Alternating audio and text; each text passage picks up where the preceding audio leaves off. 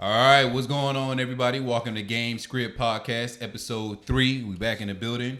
We really appreciate all y'all support in that first video. As you saw, we'll kind of try to break some videos up to keep things interesting for those who don't want to watch it for 3 hours. But we still appreciate y'all love anyways. As always, I'm your host, Chris. Larry, co-host. Co-host Andre. Awesome. Thank y'all, fellas. So just real quick, we're going to hop in our first topic of discussion today. This is something we contemplated on for a little bit. You know, with all the topics, we think about what we want to talk about over the next, on next Sunday, every time we're filming. But it takes us about 3 or 4 days on average to figure out what we want to talk about. Just because there's a lot of, hey, will people be interested in that? Are we even interested in talking about it? Do we even care about talking about it? You know, all that great stuff. So our first topic of discussion today is going to be top 5 quarterbacks that you would choose from if you just had a team that you were guaranteed to win a Super Bowl with. But what quarterback would you take? You have 1 year. So whoever wants to lead that topic, I'll let y'all go ahead and hop in there. Larry's always top 5. Let Larry go, man. Larry's always with this. We might as well change the name of the station. Okay. Top 5 TV. All right. So just kind of like going off of who I would pick, like starting off with this year, I just got 1 year to pick. I would have to say the easiest one for me to put on the list right now was definitely Patrick Mahomes. I mean, I don't think there's much debate with Patrick Mahomes. Just came off of a MVP season before last year and also just won a championship. As far as talent, I think he's by far one of the best talents I've seen in a very long time. So I'm going to go with Patrick Mahomes. I got Drew Brees. That's kind of self-explanatory. Drew Brees, accurate QB, great as far as IQ. Always been a big fan of Drew Brees and the way he runs the offense. I got Russell Wilson. Russell Wilson, great mobile quarterback. One of the best mobile quarterbacks that I've seen for a long time with a great solid arm. I've seen him make a lot of moves without much help, I would say, in more recent years.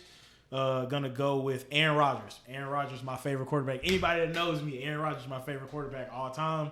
Love to watch it. I still think he got something left in the tank. As of last year, I kind of feel like he was more so in a decline, but still with 85% in the tank, he's much better than the rest of the quarterbacks in the league, I feel.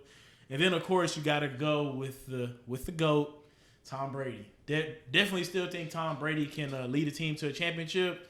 Kind of antsy to see how he responds, not being in New England under a great system. But I do think Tom Brady, as far as IQ, would be a great pick within those top 5. I think this is good. This is an issue when you have friends with common sense, because most people would have picked, like, I don't know, somebody crazy on this list. So my list literally mirrors yours, Larry. I'm going to kind of give my reasoning behind the picks that I chose and where I was at. And there's going to be a little debate on some of the people that we didn't put in here, but that's what this is for. So please feel free to comment and let us know how y'all feel about that. Go ahead. Since your list is the same, we already know who you're going to say. Mm-hmm. Just as an afterthought, I would like to know where Dakota Prescott goes on your list. He's just not top 5. Just a number. Just whenever Why you get there. there. Why are you being petty? I just want to know. Why are you trying to stir up some drama? Because everyone has a top 5 list. I'm just curious. Just to let everybody Dakota, know. Dak Prescott. No, everybody already knows. Everybody already knows. Chris is the one that... I'm the only one that offends the entire organization of the Cowboys. These dudes over here just defend Zeke and a couple of defensive players. But that's it. And I'm you riding put for Deshaun everybody. Watson in there too. I'm just curious where you get your list at. Deshaun Watson. Both the Texas quarterbacks. Deshaun Watson wouldn't be in my top 5. Obviously, he's not my top 5. Well, no, of course not. But based off of his injury history, he's low. He's towards bottom of the 10. Yeah. To be honest with you. Okay. Because best ability is availability. Again, True. If you're healthy, I love that you play. Like, I'm telling you right now, I can't deal with the fragile quarterbacks. But the issue also is he has 0 O-line. He has no protection. He still gets hurt, though. There's a lot of people who have no O-line who don't get hurt, and there's people who have O-line who still get hurt. I mean, it's part of the game. I get it, but he's injury prone. Clearly, he's been hurt 2 times. He's been hurt twice, majorly, since he's been in the league, right? So you got him bottom top 10. Bottom top 10. Yeah, okay. Mm-hmm. Fair enough. Not in specific order. I'm picking Mahomes, of course. My reason for Mahomes is I've never seen an individual played like the way he does. He's like watching a video game. It's weird. I have Tom Brady. Once we changed and clarified the topic, I sticking with Tom Brady. Tom Brady, in my eyes, one of the greatest quarterbacks I've ever seen. I haven't seen all quarterbacks play, but a lot of people say he's the GOAT based off how many championships he won. It's respectable. Going with Aaron Rodgers. I'm going to come back to Aaron Rodgers because Aaron Rodgers gives me nightmares. Russell Wilson, Mr. Consistent, very, very consistent. Team consistently making the playoffs. He's been doing a great job with that organization. And obviously, Drew Brees, he is the face of New Orleans and the Saints and that organization as well. Those people down there love him. I'm telling you that. But Aaron Rodgers, I'm going to come back to Aaron Rodgers. I'm coming back to Aaron Rodgers because we've been to multiple Dallas Cowboys games, and I've watched multiple Cowboys games. And I'm going to tell you right now, there was a game we were in Dallas.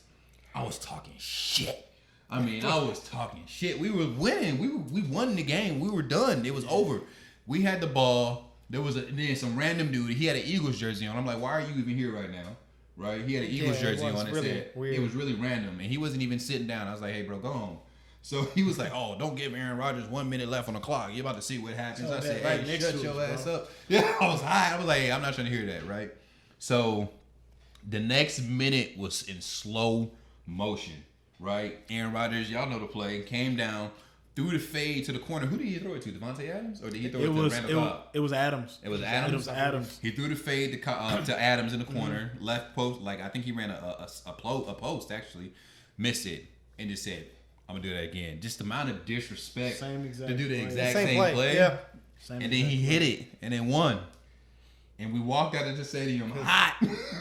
Depressed. I said, never again. Am I coming to a Cowboys and Packers game? What a great way to ruin a trip. I mean, the whole way back, bro. Like the vibe was so off. We were up here. We had won the game in our minds. And then just deflated. Bro, the fact that, like, before that play, I think a lot of people forget about before that play, we had him for a sack. Yeah, and I don't know if you guys remember when he did the scramble. He was Deion Sanders like stepping on us, bro, out of bounds. I mean, like, I was like, damn, I didn't know his legs were that great. Like, bro. Yeah, he can low key run, and I was like, what? But the thing I think about is the previous year he knocked our great team out of the playoffs, and that's a year I thought we for sure championship bound, but he knocked us out of the playoffs with stellar play.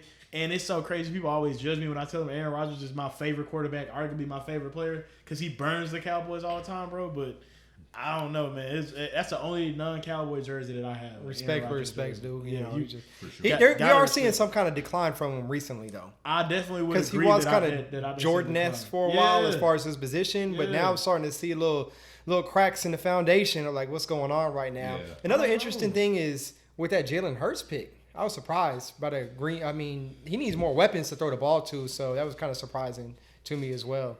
The Packers would do that as a franchise. Like, I know you got to prepare for the future, but you got to try to win right now as well. I don't know, Jordan Love. Jordan Love. I was gonna say. I thought Hurts was in Philly. Yeah, you're right. He drafted Jordan Love. So that's a good pick, though. I mean, it's hard to find a quarterback. You know what I mean? It's hard to find. Like, obviously, we named a lot of phenomenal quarterbacks, and all these quarterbacks at some point in time will probably be in the Hall of Fame. But it's damn near impossible to find this level or caliber of quarterback. So whenever you get a chance to draft a quarterback, it might not necessarily be Joe Burrow, it might not necessarily be anybody else, but you gotta risk it. Yeah. You know, especially in the first round, you gotta do it. You gotta just go for it. For sure. So, yeah. So Dre, was your list the same as ours? Yeah, the list is identical. I'm not going to go through it. One issue I do have when I'm getting towards the bottom of the list, I find myself gravitating a little bit towards Lamar Jackson. The only reason I can't concretely do that, though, is because his body of work isn't large enough. But what he did last year, minus kind of playoffs, was just a light-out performance that we've never really seen. A Michael Vick 2.0, you know, is what they like to kind of say. Lamar Jackson 1.0.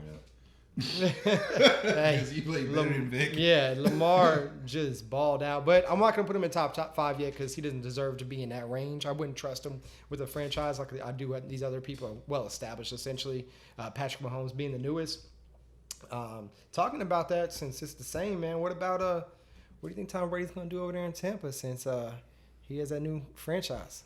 What kind of thoughts you got on that? Dude, I'm actually like pretty excited to see that. For personal reasons, I'd say, because I've been going through with a debate of Tom Brady being the GOAT for a long time. Do I think he's the GOAT as far as achievements, as far as winning rings? Obviously. I mean, I've never seen a quarterback nor franchise do what the Patriots have been able to accomplish over the last few years. because I always go back, like I said, to Aaron Rodgers being better, because I could always say if we stick him in New England, you might get the same or better results. As far as sticking the topic on Tampa Bay, super excited to see Tampa Bay. I haven't seen Tom Brady I have seen Tom Brady with a great receiving core before, but that's a great receiving core. And Gronkowski is coming back. Like, Gronkowski's coming to Tampa Bay. I'm super excited for that. I heard a lot of people saying the old man ain't got it in the tank, and then he comes back, wins the ring. So I'm just waiting on I'm kind of thinking Brady's going to prove the haters wrong. I'm not going to say instant championship because I think, like I said, Andy Reid and Mahomes are so great. So I don't know if it's an instant championship, but I definitely think they got a great swing at it. And I think I can't even say if he wins this year, he's undisputed, because I think he's already undisputed GOAT. Yeah, nobody's really debating that. It's gonna be tough. It's gonna be interesting to see how they get everything put together, because we've seen this old same song and dance before with this. Oh man, look at this team in the offseason. I mean, people was doing that shit about the Browns. I was just gonna say that they were doing that about the Browns last year. Oh my God, they got Odell Beckham and they got Jarvis Landry. Oh, but look who they got. Look who else they got.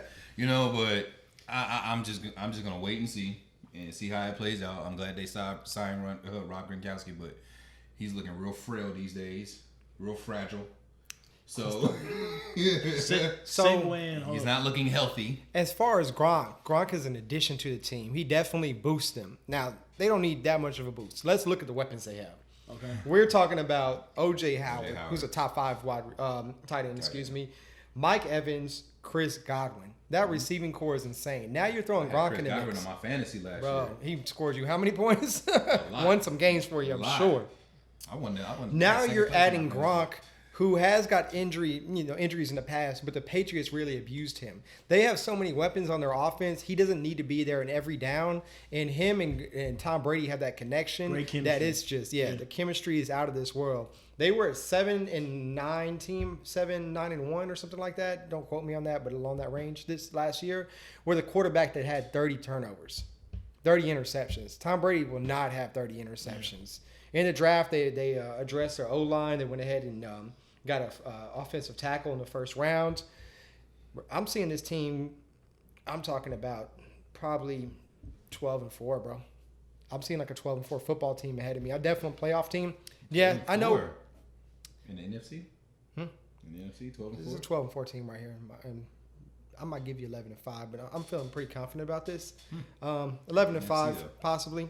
And then the other thing I got to say about this is, there was all the Browns, speculation going into the season, but we can't compare quarterbacks, of these two teams. Their football IQ, the extensive the amount of play is completely different. For sure. What I'm talking about is, I'm not talking about the level of talent on the team. I'm talking about the hype around that. Yeah. Right. The hype around the Browns was actually elevated even higher than, you know what I mean, with the Tampa Bay whole. Yeah. The whole hype. I think there's a level of expectation when you have somebody like Tom Brady on your team, and you know what he brings to a franchise, but you only know what he brings to the Patriots. It's not like he's been bouncing around, going from team to team, and been winning championships from team to team. Good point there. Without Bill Belichick, it's more. I think the whole Tampa Bay thing is an experiment for him. Hey, you know what? And an experiment for Tampa. Let me show you that I can win without Bill Belichick, type of thing.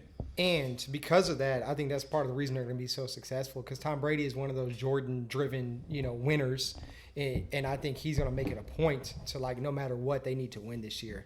And where you have, Odell, he's real Hollywood. I don't feel like he cares about the game as much as himself at this point. Whereas when you look at this roster for Tampa Bay, you're not seeing as many divas and characters like that. Yeah. I think they have a really solid defense, and I think they have a great chance to take over. I'm not saying Super Bowl, but I'm saying top five team. Top 5 team. I can see that. Yeah. Top 5 team in the NFC or top 5 team in the NFL. In the league. He's in the league. Yeah. I can see that. So barely getting out of that first round bye? I could see a championship game. Conference championship game, yeah. Dre's pretty Who they confident. playing against? The Dre's Cowboys? pretty confident. Man, come on, man. They We don't playing have against the Cowboys no, in the because we NFC don't have a good enough Championship? quarterback, bro. So Oh my we God, can't make this it that dude far. weird, this I shit. mean, realistically, we got good receivers, but Yes, not a if good we don't enough have Patrick quarterback. Mahomes, we're not going to the Super Bowl. Bro, we can't get to a championship I wish we had championship Patrick game Mahomes. I in wish we had 25 all that years. stuff. Come on, bro. We haven't been there in 25 years. We're not going to start this year with essentially the same roster. For sure. We, So pessimistic. Even though we had a phenomenal draft, so pessimistic. I mean, we were What you Are see? you a we were 8-8. I mean, what are we gonna go 7-9-1 this You check next your year? I'm just Good. realistic, bro. I'm just realistic. The team has remained the same outside of the coaching. Maybe we can be. Maybe Dallas can get 9-10 wins. Possible. I can just kind of like listening to you guys. I can definitely see both points. I understand what Chris is saying by saying that we can't just go off of what's on paper, automatically assume that they're gonna win, because we don't know what happens in the season. It's the NFL. Anything can happen. And then I also understand Dre's point as far as comparing QBs. Tom Brady is on a whole nother level. Tom Brady's on a whole nother level than what the Browns had. And also, I felt like last year, I really think Odell Beckham was not really helping their case at all. I think he was more so inclined on getting catches and wanting the ball, throwing like little temper tantrums, and I didn't think it made it easier on a younger QB. He in his defense, and I agree with you on this, but in his defense, he was hurt last year still, and he still had over 1,000 yards receiving. Who Odell? OBJ. Yeah. I mean, I think I'm not saying that he didn't produce. I'm just saying as far as like his attitude and the way like he acted, it didn't really come off as I care for the team per se versus I just care about me. Right, like a Larry getting, like, me the Fitzgerald type ball. of player. Yeah. I don't know, dude. It's like me. I guess like if I would never probably be a GM, but I'm just saying if I'm a GM and I got a receiver, I'm more inclined for an Andre Johnson type of player. Go out there, produce, and just shut up. How many players are doing that? As far as like, In the I mean, NFL. I think right now Julio Jones Especially is a great, offensive players. I think Julio Jones is a great example of what that is. They don't really, they're not really like the prima donna type. Devontae Adams. Yeah. I couldn't really come off with too many right off the top, but I mean, I get it. Come on, man. I get it. There's an element to marketing and stuff Amari like Cooper. that when it comes to that too. You know what I mean? There's an element of marketing and shit like that. It comes with dealing with that type of persona. I just see so much emphasis going into the Bentley with the team colors, the $1 million whatever watches there are, and stuff like that. So like you're saying he cares about more about that stuff than football? he's concerned in getting his career trajectory as a type of Hollywood celebrity character and kind of moving away from the focus on football just a little bit and more about me than as far as a team winning. And that's my opinion. That's just what I see from the outside. I mean, but like, think about it. I mean, not to kind of, drive. Of course, we're here to kind of have like a spinoff conversation. But look at why, like, the Giants. I mean, because I think as far as talent, he's arguably the best or one of the, like, obviously one of the best receivers. But think about it. The Giants traded him. Like, what did they have to fall back on to trade him? Yeah, I think that he's for sure a big kind of distraction as far as the team. And I think he could be bad as far as winning along, with the franchise. But I think him having a younger quarterback was definitely something. I think when he did the Lil Wayne interview where he was kind of throwing Eli Manning under the bus, I don't think that was a good move. I mean, I think he's shown like multiple examples of like while he's not, I don't know, really, I'm not going to say fit for winning, but how he can be a distraction or how he can be like a negative effect for a team. And as far as his stats from last year, he's 27. He had 59 receptions, 844 yards, and only 2 touchdowns. So he's averaging a little bit, right under 65 yards a game, which with somebody with that kind of talent that he has. He's hurt. I get it, but 2 touchdowns. He was hurt, bro. 2 touchdowns. How many touchdowns does Julio Jones average every year? Not a lot. But Julio his Jones yards has are Here's the thing, Those though. 20 to the You just 20. used 2 touchdowns as a point to make. That's what I'm saying. You just said 2 touchdowns. And That's where I don't take Julio Jones in the first round of my fantasy team. But 20 to 20, like crazy. Gotcha. But I know how many yards he putting up. He putting up a ton of yards, bro, between the hash marks. But still, from goal line to goal line, he putting up yards. And my argument with Julio Jones not getting those touchdowns is situational football. Period. Yeah. He don't call the plays. Yeah. right. So that's my argument for people like, oh, Julio Jones don't get that many touchdowns. He's not the fucking quarterback. he don't make a judgment on when and when not they pass him the ball. You know what I mean? His job is to get open. And if somebody who's 6'3", 6'4", 225 pounds can't get open in the end zone, he can't get open in the end zone. It is what it is. He'll get you down there in the scoring position where you can score the football. I got you 90 yards, bro. Sorry, I can't get you the touchdown, homie. To be honest, the boy ain't even got to be open. I be seeing some of the throws Matt Ryan be making, bro. It be like in double, triple coverage. He's still coming down with it, bro. Sure. Making Matt Ryan look better than he really is. Yeah, man. Yeah. Only person I've seen like that is I've seen a few people, but the only person I really can't just remember who I think about when I see Julio play is Megatron. I always kind of get those Megatron vibes, bro. Calvin Johnson. Yeah, it's nice. That was the truth. So since we're talking about, we kind of got off topic, but it's good. We love that. How y'all feel about the Cowboys draft? Man. Overall, top to bottom, what grade would you give us? And then we can dive into the picks. Okay. So kind of just like starting off, not to be super biased, I'm going to say it for the camera. I think we had the best draft this year. I second that sentiment.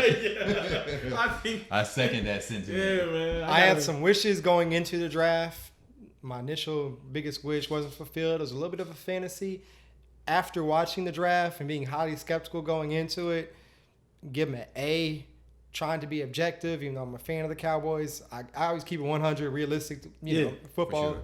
They had the best draft. They just did. We won.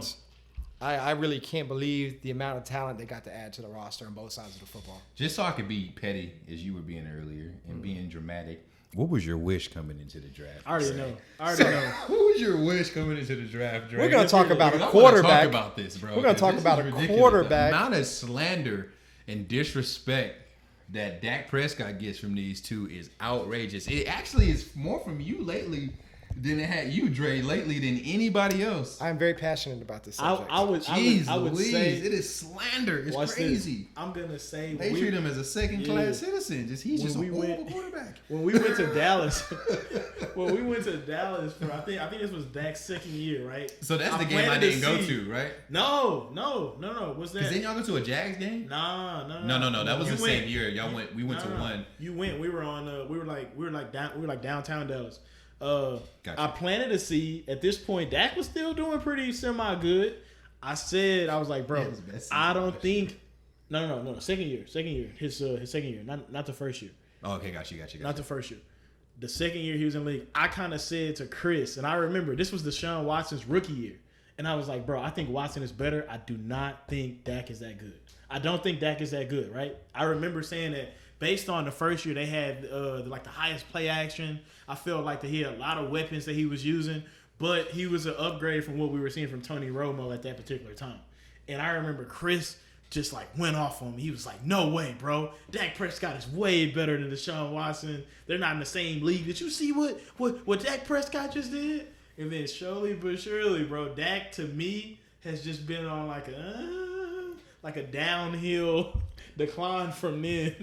He almost 5,000 yards. Yeah, it was 5,000 yards last year. Right? I think we discussed this with the yards. We did, but still, your vision of the Cowboys drafting a quarterback is crazy. Why would they draft a quarterback? That was the vision. That was his hope. If we would have, here's my thing, right? And I understand where you're coming from, Dre. Like, there's only one quarterback that I would have been okay with us drafting this year, and that's Joe Burrow. Nobody else is an exception. That motherfucker is phenomenal. He's a great player, bro. And I feel bad for him for getting drafted by the Bengals. It's unfortunate, but not the Hawaiian Jesus. Nope, not a chance. He got hurt 3 times when he was in college. Joe Burrow, I haven't heard him getting hurt at all. Listen, and he was getting off last year.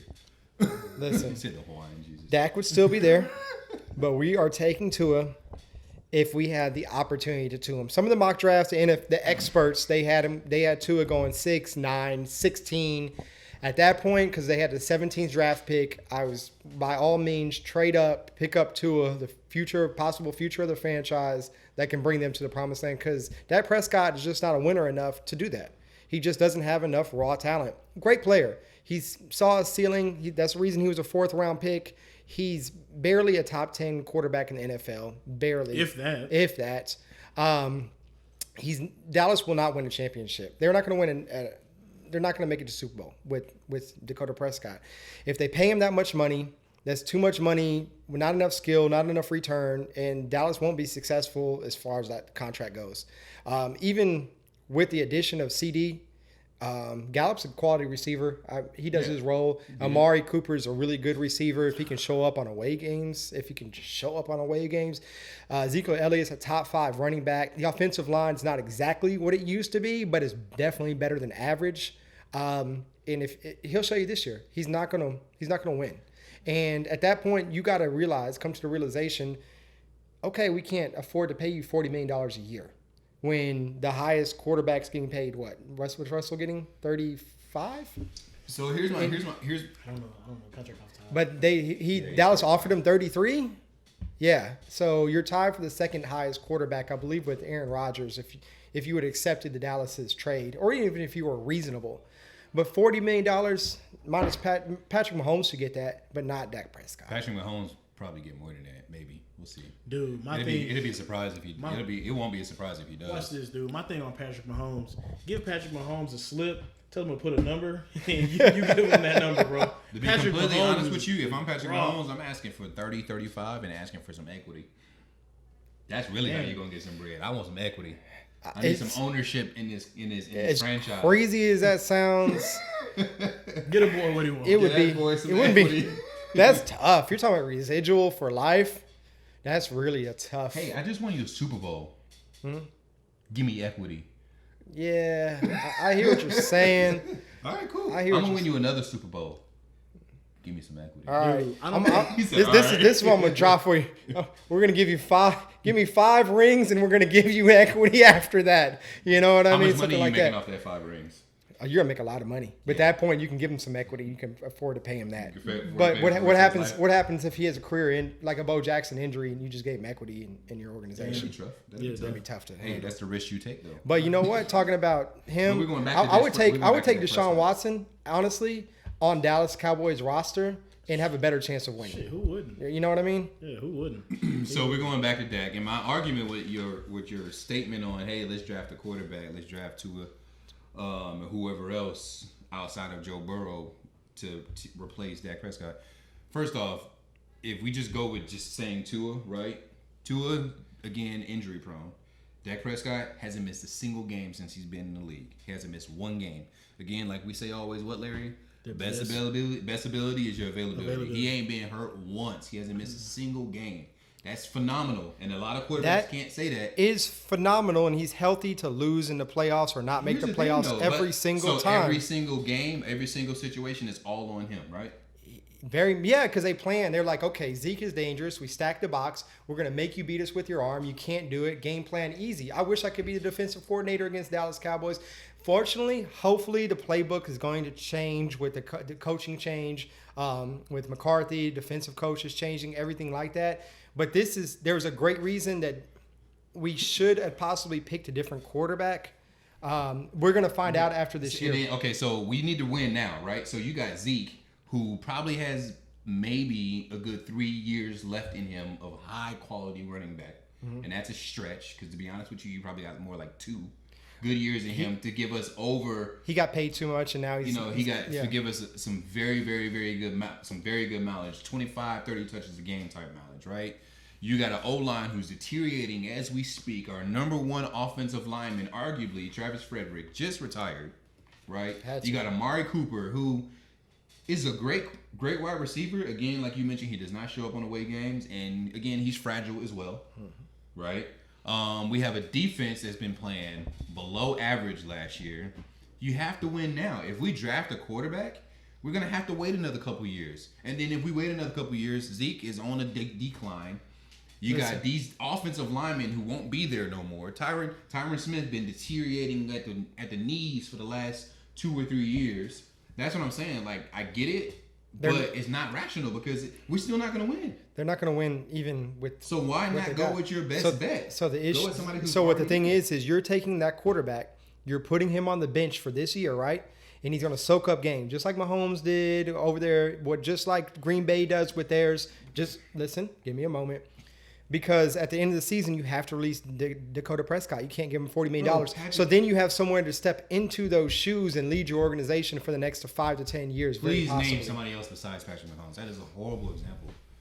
That's a bad example. He is like... But Aaron Rodgers did the same thing with Brent Favre. Yeah, but how long was he sitting behind Brett Favre? Hey, listen, you get 1 year on the bench going into the NFL at this current era. That's a great year for you to soak up the pace and I everything. know, but guess who else had that? Nobody else had. Dak Prescott didn't have that opportunity. He sat behind He didn't sit for a behind little shit. bit. For a He little didn't bit sit of behind nobody, bro. He started. For Romo, he sat. What about Jackson? Lamar Jackson. Jackson didn't come out. Sit behind Joe Flacco. Yeah, but Yeah, bro, you get to watch the actual game. That's my like, point, not though. just- Dak you're not Prescott just didn't have young. that opportunity to have a mentor at that level. I'm not saying that he can't reach out to Ben Roethlisberger. I'm not saying that he can't reach out to so and so and so and so to get some type of mentorship or whatever you want to call it. But these quarterbacks that you just mentioned, had a unique luxury. Even Patrick Mahomes came out and said himself, I really appreciate Alex Smith because Alex Smith taught me how to be a professional. But He taught me how to prepare, right? And you were making that comment about Dak doing all the hip mobility and shit the other day, but now it's super important. That's how you stay healthy. But also, too, at the same time, he had that luxury of having somebody in the background helping him out. He didn't have that. so my issue, Just Chris, if they were able to trade up and get Tua, would you be upset? No, yeah. Why? Because he was going to be the number 1 draft pick, minus injury. He was going to be the number 1. Well, Joe Burrow. They were going to be the top 2 draft picks, like hands down. They wasn't even in question if he stayed healthy. But we're dealing with the So situation now, at hand. now we're talking. We have that kind of if we had the opportunity to get that kind of caliber player and put him on the team, a little bit of a risk, a little bit of a gamble, but the payout and reward would be so high. Maybe. Would be so high. Maybe. Yes. But Maybe. It's a huge gamble possibility. 100% of the time when you think of But what does quarterback, Dallas like to do with their exception drafts? of- What? They like to gamble on players. Not really. They like to gamble on Not- sketchy players. That's different, though. We're talking about criminals. Well, We're talking we about like criminals. You get hurt. Nah, stay over That's there, what sir. Exactly, bro. If you smoke weed, cool. But if you got your ankles hurt, nah, we can't do with you in the couch. Possible murder? Yeah, come on this way. For sure, though. Now,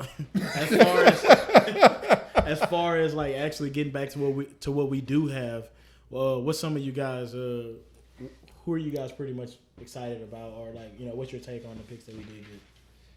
Man, to be honest with you, my personal opinion, I don't know a whole bunch about a lot of these players. Okay. To be honest with you, I've done a little bit of research since we drafted him. I knew about CD Lamb. He's solid. He'll be a good slot for us.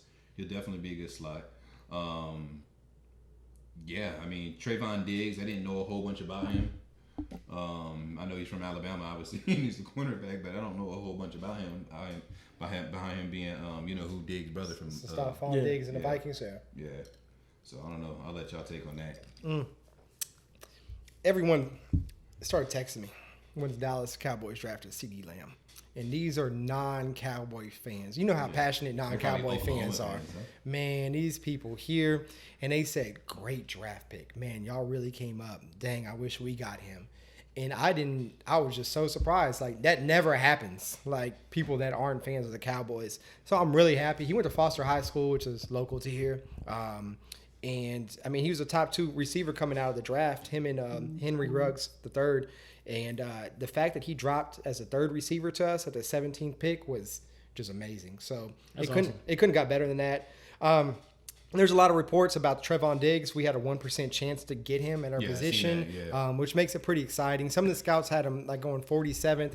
I think Dallas desperately needed help at cornerback at this current time period. Sure. So Especially just since we lost huge, Byron Jones. yes, Yeah. huge pickup That was because a win we for got to us. lose it. Yeah. So in the 3rd round we got what did we get in the 3rd round? Defensive tackle Nelvin Gallimore. He's also 6'2", 301 pounds. We need defensive tackles as well. We have some issues on defense. It always seems like we're having health issues, and as deep as we can get. Think about how many quality how many edge rushers we've had over the last, say, 5 years. We've had some phenomenal edge rushers. Yeah. Like between Randy Gregory, you got Tank Lawrence, you got obviously everybody hates Taco Charles. I think it's safe to say. Yeah. Nobody liked that guy. Who else we have? What's his name?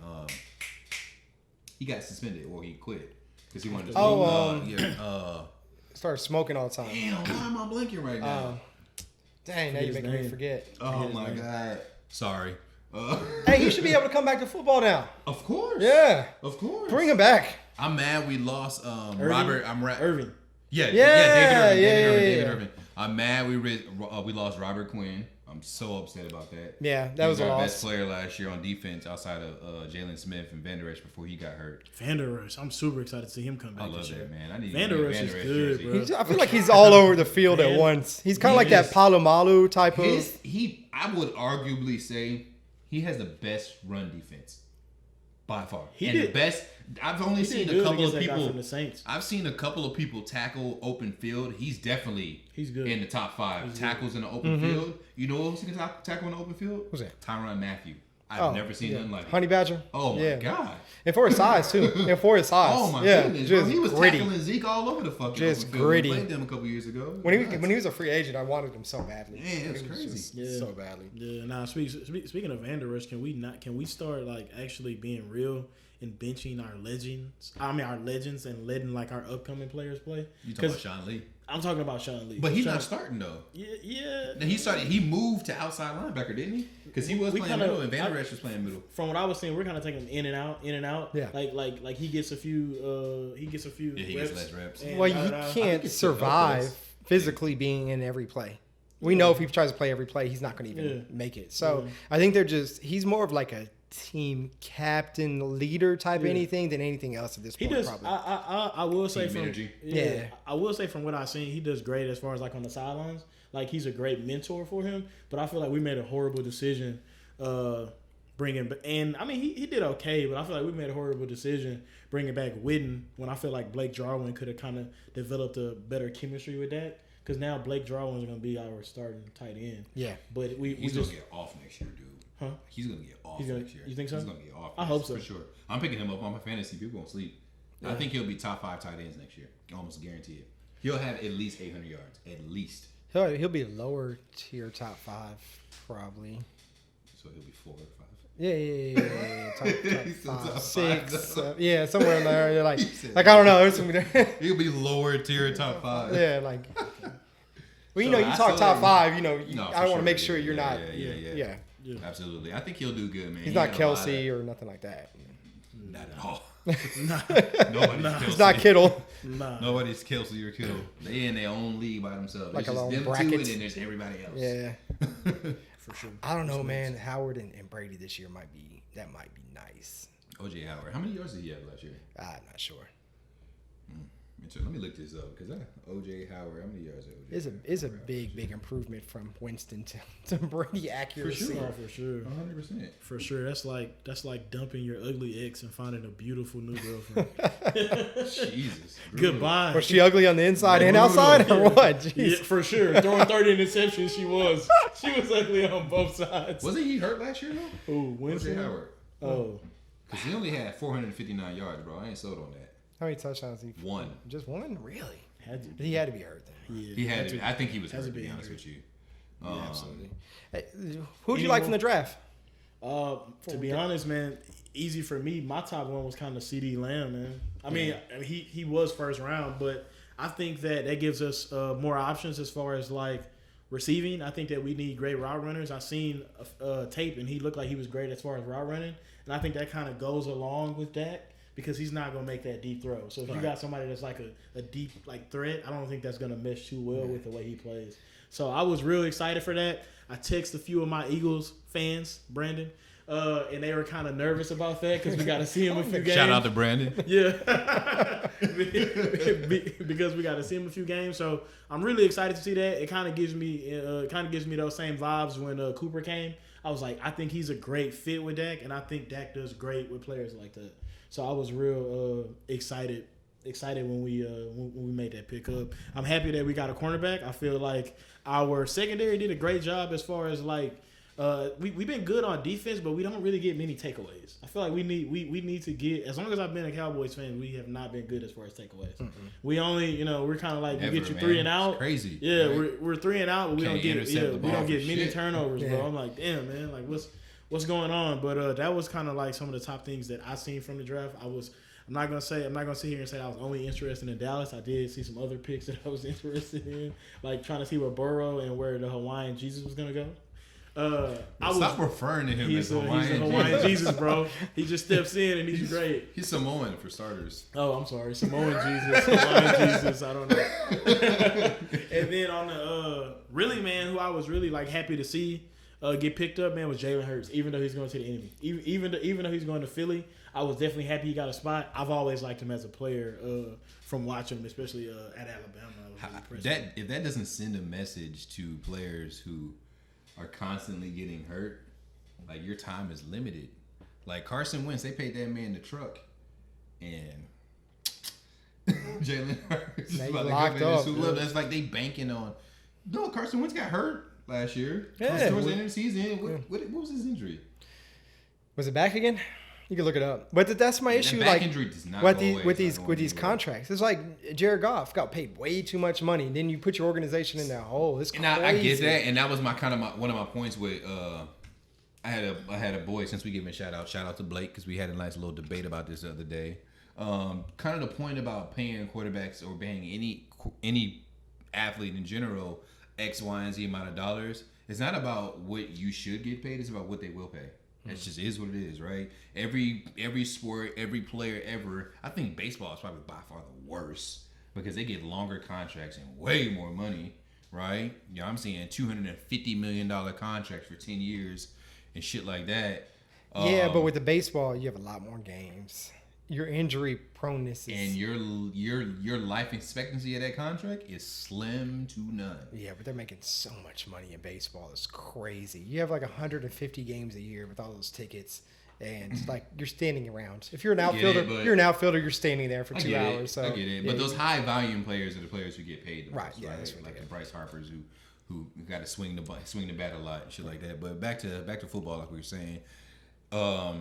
It's not about what you're worth. It's about what they'll pay, right? So at the end of the day, and we talked about this the other day, if you're in a position to leverage and ask for as much money as you possibly can, like why wouldn't you? Like why wouldn't you? No, Like I get it. I think Dak asking for $40 million is blasphemy, but I don't fault him for it. I think it's smart. Ask for fucking 50. Who cares? It doesn't mean that you're gonna get paid. It doesn't mean that us, the fans, are gonna agree with it. Yeah, I think. But if you can ask, I think of course, ask for it. I'm not mad. I don't like talking about other people's pockets, except for when they're on my team and they're taking up my salary cap. But on the back end, I feel like there has to be slide that in. there has Taking up my salary cap. I feel like there has to be some type of, like, you have to kind of hold yourself accountable in a sense. Like, you look at like some of these quarterbacks that are producing better than me. Like, how do I look asking for more money than him? You know what I'm saying? Like, okay, these are because I didn't make the playoffs. I played a few games, but I did go missing because I was shit stink against the Packers, against the Saints. But I want 40 M's. I want to really put you guys in a situation. So let me put this back in. I can't beat the Eagles to get us in the playoffs, but give me that 40 every year. Yeah. So let me put this back in your court, right? You just said you're not gonna ask for more money than Russell Wilson, essentially, right? Yeah, I couldn't fathom. Who cares about how much Russell Wilson make? I need to make as much money as I can. Yeah. Your pocket ain't got nothing to do with Russell Wilson's. So you mean to tell me that if you had the opportunity to ask for more money or ask for as much money as you can, you're not gonna ask for more money just because there's more money than what Russell Wilson's making? That's what you're saying? Okay, but check this out, Chris. It's about being reasonable as well. No, see, here's the thing, though. It's not. We don't own the Cowboys, right? That's Jerry Jones' decision to make. Right. If I'm a player, right, and to be realistic, we would have a better shot at being a player in the NFL than we would ever be an owner, right? To be honest with you, right?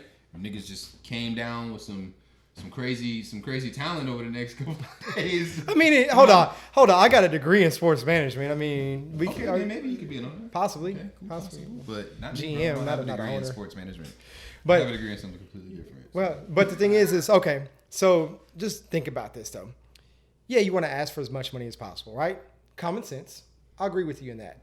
But there has to be some kind of realistic expectation at some point. So now what's happened is it makes this season very interesting, actually.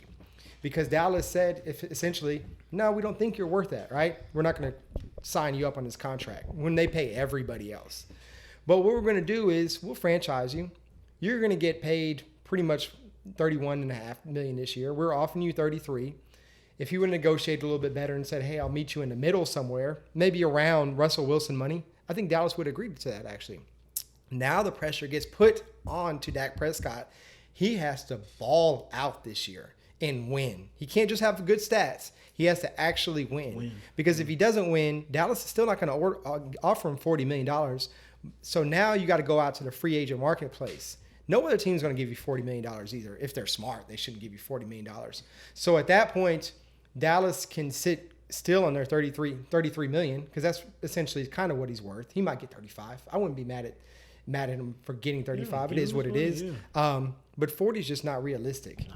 And now you're taking a chance where you could get hurt this year, and then you have no future money. Yeah, you have no guarantee. So it's going to be a very interesting year. If Dallas can win, Dak better be doing everything he can, because he might sell himself short. This is a gamble right here. He's betting on himself. You should always bet on yourself, but you better stay healthy and you better ball out. Well, he stays healthy. We don't have to worry about that. Yeah. Dak pulled us through some bullshit brought us back in a few games, bro. Every game last year that we lost, we were playing from behind, and the only reason we came back is because of him. But we beat trash teams only. It doesn't matter. But I'm saying the only teams I'm saying, like, right? So that for me, right, just to kind of put things in retrospect, the reason why we were so bad last year had to be with the team. The players weren't bought into Jason Garrett. They were not. It was clear. It was so clear. Jason Garrett is a terrible coach, just like Bill O'Brien is. He's a great offensive coordinator. He's just not a good head coach, right? Right. So there's not, I know what you meant, but at the end of the day, I think the primary reason why the Cowboys were below average last year, or average, whatever you want to call it, is because of the coaching and their lack thereof. And Dak was in a lot of situations last year, or the team was in a lot of situations last year where the games that we lost, we were playing from behind. Like, we were getting smacked in the first half, getting destroyed. That Packers game, we got slapped in the first half. What other game? A bunch of them. All they did is they won the first few games when we played trash teams. They went on a long losing streak after that. It was just terrible. Amazing. And to be honest, I didn't even want to go to the playoffs. I did not want to beat the Eagles in the last game, because I knew whoever we played in the playoffs, we were just going to lose. We were going to get their asses kicked. So I was like, there's no point. I feel like we didn't deserve it in essence, right? And I feel like, again, like I said, I don't think anybody wanted to play for Coach Clapp. So we were good in that sense, but we'll see. We'll remain to be seen. We'll see how we play this year. We got CD now for sure. Dak got CD now. He got more weapons for sure. Got hands. You know what's got hands? CD's girlfriend. Hey man, wrong type of hands to have in that situation. Wrong type of hands to have. Bro, did she not snatch that phone though? Bro, she grabbed it and she was out of pocket for that, because homie just went pop right back, give it back. He played it off so smooth. It was like a natural. It's not like I felt like he snatched the phone from her before. To be honest, to me, it probably wasn't the first time. Such a natural reaction, and she just kind of was like, okay. To me, it was like on camera, if facial expressions could speak. It was like, goddamn well, you supposed to be grabbing this phone. It's so funny. She's probably so mad. She's getting drugged in the media. A lot of people laughing at her and clowning her. They got me fucked up. I'm just not no savage. I guarantee it, bro. I can hear it. She not no savage. All right. So, segueing. You want to laugh at it, bro. Think about it. She was the one who came to defense saying, no, it was his agent. Wasn't she the one who came out? I think the report has been since then that it was his agent calling. Yeah, it was agent calling, but he was FaceTiming or something with the Cowboys. Gotcha. Yeah. Gotcha. So I don't think it's probably not her place to pick up his agent's call. You're a girlfriend, not a wife. That's why I don't believe that shit. Yeah, she got to at least make. That's why I think it's a bullshit story. She got to at least make it through training camp, bro. She got a lot of coming from her. Hey, I wouldn't be picking up no phones. What's her name? What's this girl's name? Rose? I believe it's Rose. Rose. This is Rose. Okay. Yeah, why are you on the phone? Right. Yeah. That's why I think it's bullshit, bro. She just got caught up in a stupid ass world when the media dragging her ass or grabbing the phone. She want to save her. I'm telling you, bro. I can hear the conversation now. What do you think, Larry? What do you think? I don't know, dude. I mean, I laughed at it. I laughed at it. I was just like, damn, bro. What a quick type of response. I don't know, man. I was just kind of like shocked to see it on. Just to see it on TV. The timing was so good. The timing was perfect. Man, I mean, like myself, if it was a girlfriend, just prior marriage, I don't think you ain't picking up my phone and answering my phone. For sure. You know what I mean? Okay. So like My wife, cool. By all means, I let my wife go through my phone Right. whenever she wants, so it's not a big deal, nothing to hide. But like a girlfriend situation, picking up a phone, how you feel about that, bro? Oh, all right. So this is kind of hard. Okay, so It's not that hard, bro. me being You're making it hard. me being unmarried, because I'm not currently married. My thing is I'm not really fond of people going through my phone. Right. I'm not gonna say that like it's a problem. I mean, it's not really a problem to go through my phone, like the actual act of it. My problem more so is why do you feel you have to go through my phone? You know what I'm saying? And I feel like that just kind of shows like you don't trust the person, right? Because I feel like, you snooping around, you looking for something. I just don't like the whole type atmosphere of the parole officer convict type feel. Like, don't grab my phone, don't go through it. Like, I haven't, you know what I'm saying? Don't answer my calls. Yeah, like, bro, like, you know what I'm saying? And it's unfortunate that a lot of people be like, what, is there something in it? No, I just don't want you invading my goddamn privacy. Like, I don't just pick up your stuff. You know what I'm saying? I'll just grab your phone. I've never been a person to go through anybody's phone. I just feel like when you just go looking for something, you're going to find something. For sure, bro. You know what I'm saying? And it's My mama just always told me, if you look, you will find. You're going to find, Always told bro. me And that, that's a great way to ruin something, even if you don't find something. Like, like if they find out that you went through it and you don't find nothing, and it's like, damn, you going People through are Where's the actually trust at that actively point? searching for shit if they're going through your phone, bro. Yeah. Like, nobody's just picking up your phone. and to then go just check picking the up weather. like a business call or whatever it may be. Even like, who does that?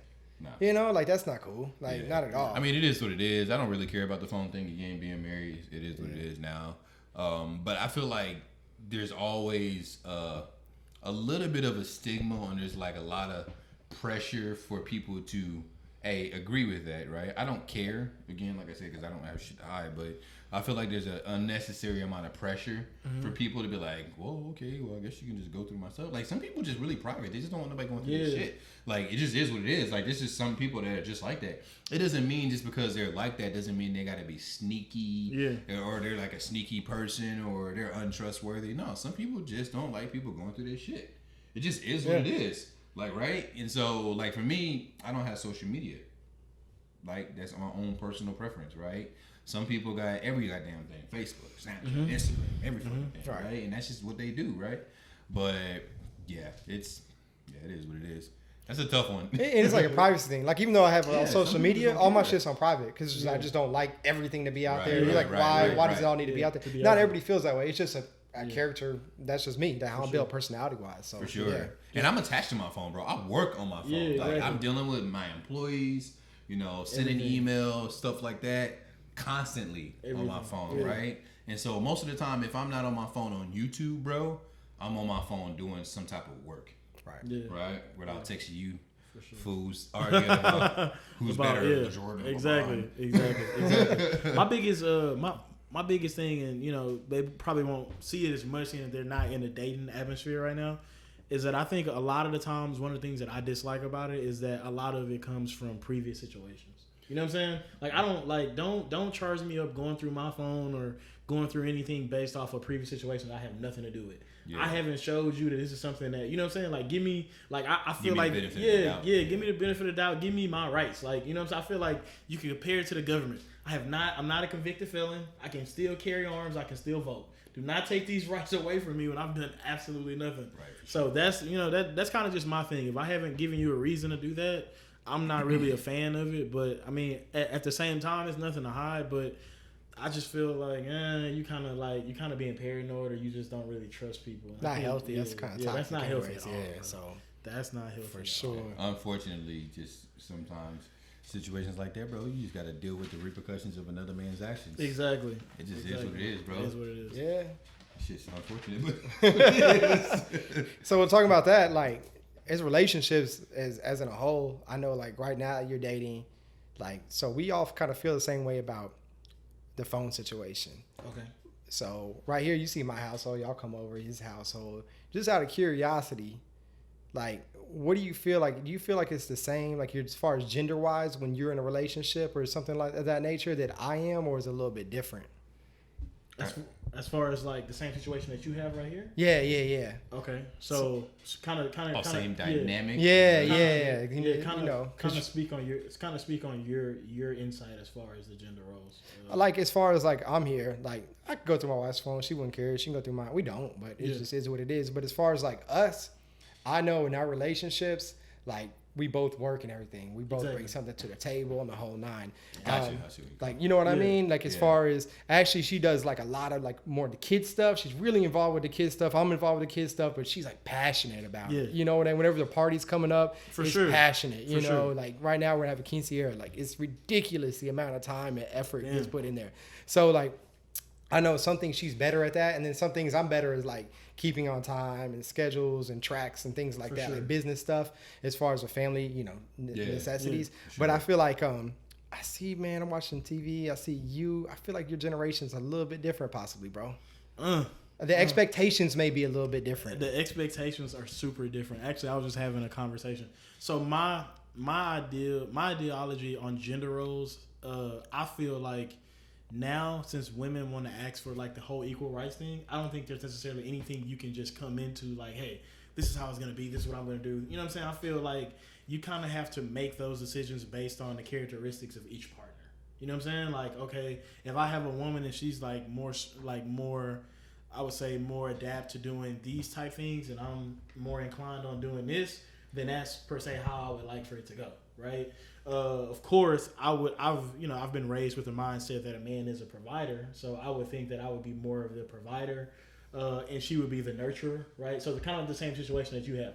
I 100% agree with that, and I want to kind of go into Chris's insight before I say something that I've experienced within that conversation. I kind of want to hear your insight on it first, though. Yeah, I mean, both of y'all make good points. It's all based off of what the dynamic of the relationship is like. Because in some relationships, you have, hey, you just stay at home and take care of the kids, homeschool them, whatever you got to do, get them all ready, and I'm just going to go work and provide for the family. But then in return, there's resentment in the relationship. The wife's not happy because she's always at home taking care of shit or taking care of the kids, and the husband's not there consistently or there enough or available enough emotionally or whatever it may be, right?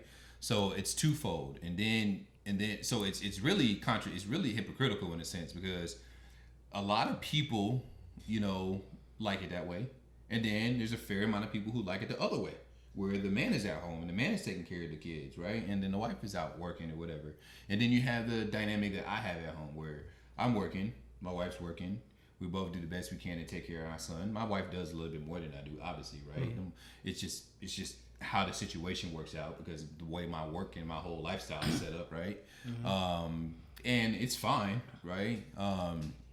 It's just that's just what it is, right? That's just the scenario, and that's just the situation, right? So I can't, for me personally, I can't be at home. I can't sit at home.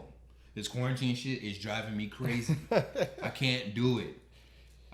Like, I'm not, I can't sit at home and not have constant contact and communication with people, because that's just who I am. I gotta be. You need out, that stimulus. Talking. Getting bro, stuff me, done. right? You know. I can't sit at home and fucking watch Netflix all day. That ain't me. Right. You know what I mean? You're an active person. No, I gotta be out. I gotta be talking to people. I gotta be moving. I gotta be doing stuff. And it's crazy because people automatically equate that type of person as like, oh, you like going out to the club. No, the fuck I don't. Right. That's not what I'm saying. It's like the everyday life of I like interaction. I like socializing with people. I like talking with people, talking to people, stuff we talking about. We can talk about business. We can talk about whatever. I like socialize. I can literally go somewhere and have a conversation to talk with somebody about business over a glass of whiskey, and I could sit down and do that forever. Right. Forever. I would be just zoned out doing that. Got you. You know, it's just a different vibe for me. So kind of just like having the same conversation, and this is where I think I actually initially brought up the topic, but this is where I got the topic from within the gender roles. How do you feel about these old school macho guys walking around? Well, you know, my wife ain't never had to look at a bill. She ain't never had to lay her eyes on a bill. You know, that's what I do. You know, that's what daddy do. Real man gonna pay everything. My wife gonna get her check, she ain't gonna pay nothing. Like, That to me, I'm gonna just give my take on it, is the dumbest shit ever. I don't agree with that, bro. I feel like if I have a table, right? I look at a relationship like a business. If I have a table, I need for each person to bring something to the table if they want to get the job. So if I have an interview with somebody and they say, yeah, I'm not gonna do such and such, I can't do such and such, because a huge part of that is some of the people that I had that conversation with. I was like, okay, well, if we want to be barbaric and we want to do this old school gender role type thing, and we want to do it like, well, in the Bible and such, okay, well, that means that I need you to stay at home and do everything. When I come home after I paid everything, I want the kids taken care of. I don't want to look at a dish. I don't want to see anything for me to do at home. I don't even want to walk the dog. I want you to do everything by the time I get home. And it was like, nah, I know some people, their husbands work and they come home and they still help out. Well shit, what are you doing? You know what I'm saying? Like, what is your job at this point? What are you doing? Like, what are you bringing to the table? Bro, to me, that was just asinine to me, man. Like, it was very crazy that somebody can have the ideology that they can just sit home, not do nothing, and just still expect for you. It's just like, I'm not buying. But I think that's not healthy for that person sitting at home, because what fulfillment are they getting in life? Because as a human being, you're a member of society, you contribute in your way. We all contribute as professionals, as members of society. So if you're just sitting at home, maybe you're raising a kid or two, but I mean, really, that's not very healthy. You know what I mean? Bro. Like, unless like your husband's like a ball player or CEO, and then you can't really get a high paying job. It doesn't make sense to go make $40K a year, $60K a year. Then that doesn't really make sense. But yeah, as a regular person in society, that's a really outdated way of it's thinking. Super old school. Yeah, it's super duper old school. And they kind of talking about it, right? Again, it's like, for me, like, I feel like personally, my whole point and objective in life is to be able to teach and spread knowledge, right? I feel like my influence over people is what makes me who I am, right? I have influence over anywhere between 20 to 30 people every single day. Like, that's my job. I have influence over these people, right? If I'm not there, it could probably still run. It will still run. Things will still run. But my influence over the business on a daily basis is so important that if I can't pour that back into my business, or if I can't pour that back into what I'm doing on a daily basis, I'm not going to be fulfilled. Right? You know what I mean? Like, I have a bucket of shit I'm just waiting to pour out. Yeah. We've just been sitting on it for the last month and a half. You know what I mean? I'm just like, golly. So, but to kind of talk about what you were talking about, Larry, is I think that there's a end of it where you have extreme feminists who believe, hey, we don't need a man to do this. And you might be right in a sense, right? But the reality is that I grew up in relatively a single parent home. Like, my stepdad was there, but my mom, was there. That was the person that I saw every single day, right? They were dating. Right. That ain't no serious fucking relationship once you get older and get married and realize they were just dating. Whatever, right? And so, in retrospect, okay, cool. My mom did a pretty good job raising my brothers and my sisters and I. And I'm not saying that a woman alone can't raise a boy into a man. I'm not saying that, right? It's more ideal for a man to raise his son, period. If anybody disagrees with me with that, we can have a conversation about it. But it's more ideal for a man to raise his son, right? I unfortunately didn't have the luxury of having my father in my life my entire life, right? He was there for a very, very minuscule part of my life. So I can't really remember too many times I've had in my life with him specifically where he was teaching me this X, Y, and Z about being a man. Now, my stepdad, we've had multiple conversations about things as I got a little bit older, towards the back end of me being in high school back end of me being in high school in the early years of college through now, where he's taught me a lot of things along the way, and I've had to learn a lot of things on my own. But I think it's tough, man. I think the best dynamic for any relationship in any family is to have both parents in the household, ideally, right? Both the mother and the father, or the mom and the mom, or the dad, whatever, however you get down. But I think at the end of the day, that dynamic is super important. You have to have two parents. Two hands on something is better than four hands on something is better than two, period. For sure. For sure. And then, like, my response to what the young lady was saying to me was like, okay, well, let's say that dynamic does happen, right? And a lot of the times that's ideal with like ball players, right? What are ball players kind of known for as far as in relationships? Cheating all the time. Cheating, right? Yeah. You know why? Because it's like, okay, you just sit at home all day. What's your value? Okay, yeah, I cheated. So what you gonna do? Right. Like, you don't have a job. You don't have any skills. Where you gonna go? Yeah, like it's kinda fucked up. at this point, it's like, you know what I'm saying, take it or leave it. But especially if we're not married and we don't have kids, take it or leave it. I mean, you know, you don't really have any value in that situation.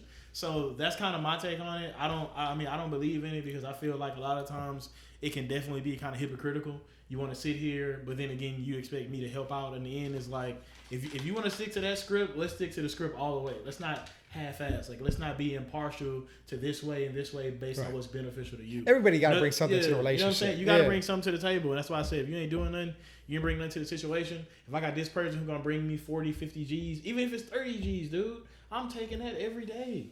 But Over here's the thing, zero. though. Here's the thing, though. It depends on what's valuable to you. You know what I mean? Like, think about it, right? So I can kind of hear your point you're making. You're saying that you would prefer your significant other to bring the more financial to the table than. No. I'm trying to understand. No.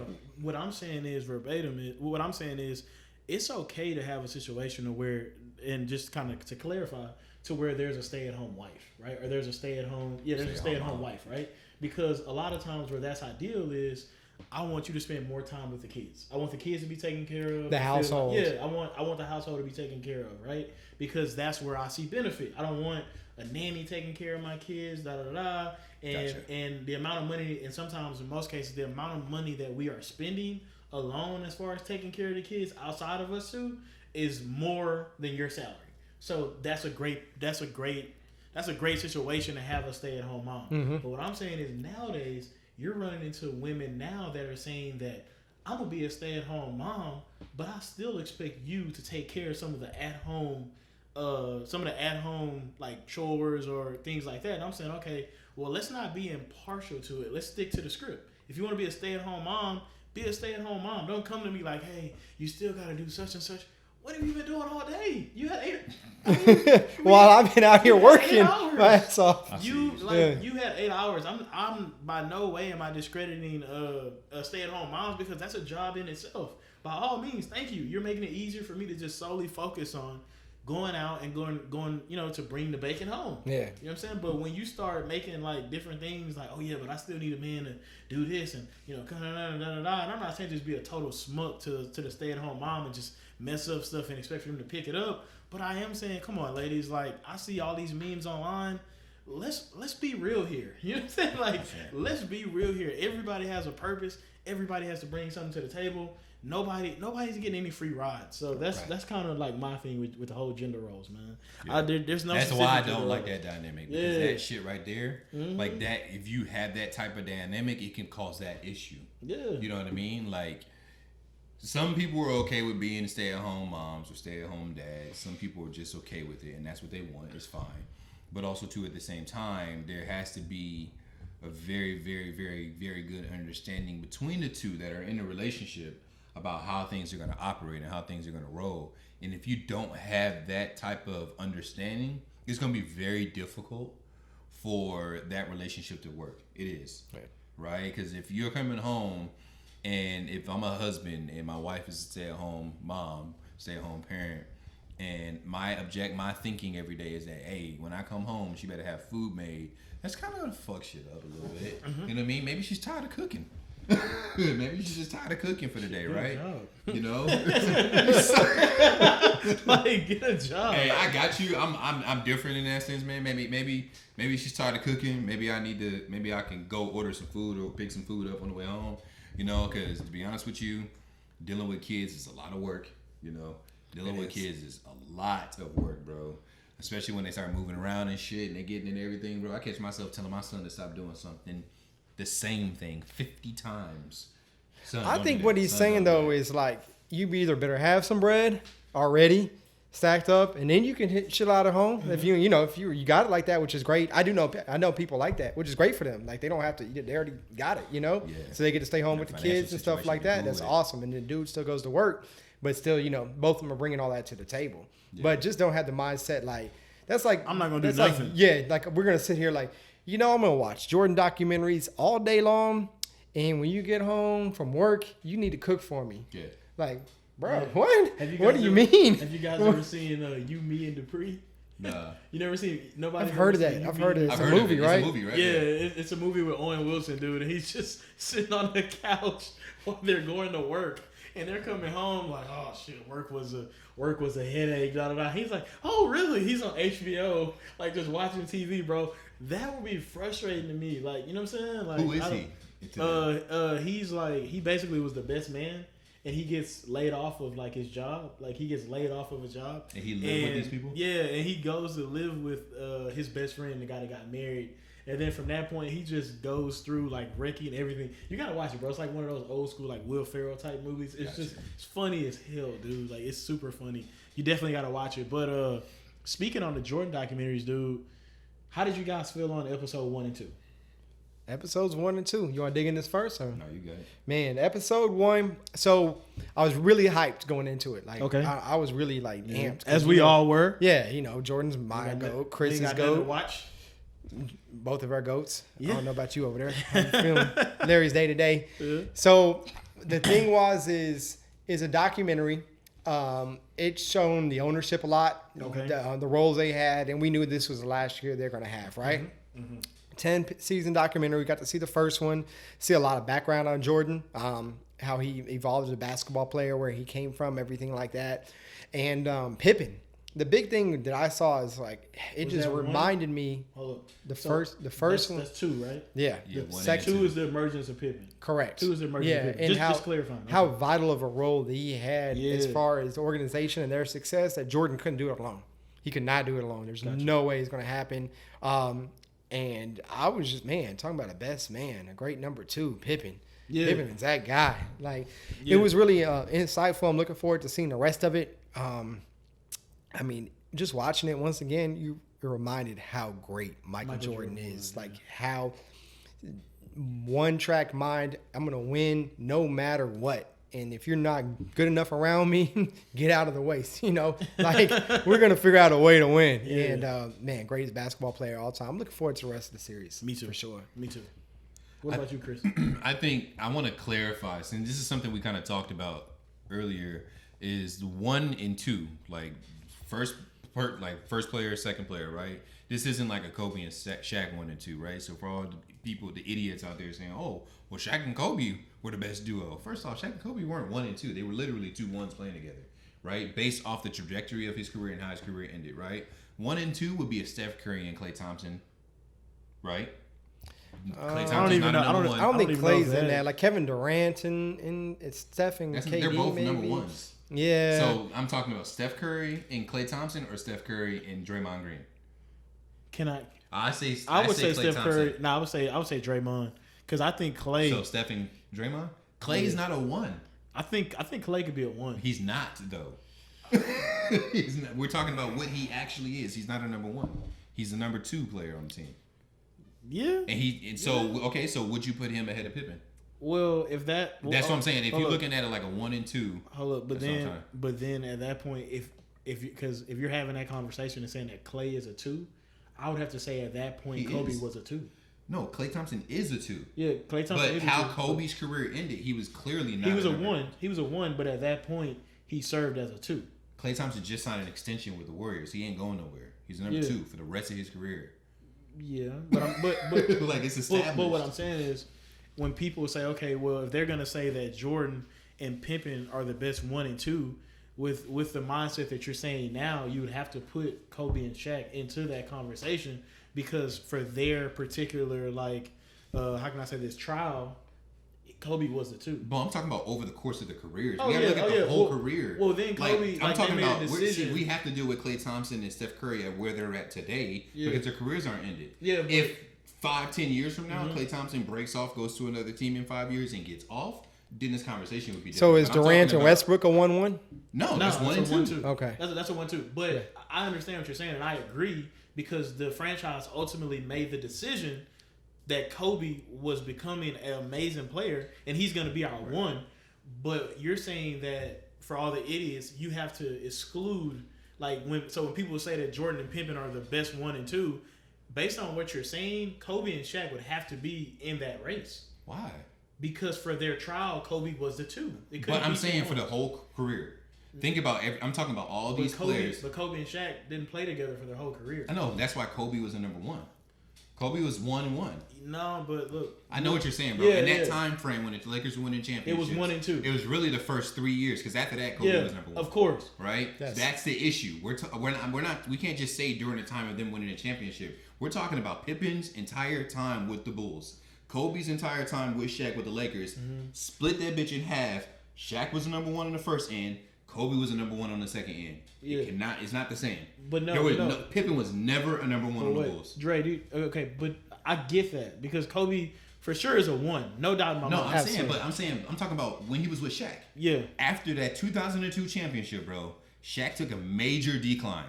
Kobe was a number 1 player on that team. Shaq did not leave the Lakers for 2 to 3 more years after that. Because remember, they picked up Karl Malone, Gary Payton, and tried to pull this bullshit run. They made it to the finals and they lost. Right?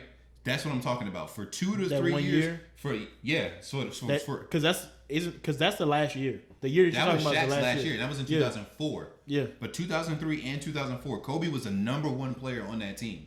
There was never an instance on the Bulls between at any point where Pippen was number 1. Maybe when Jordan retired.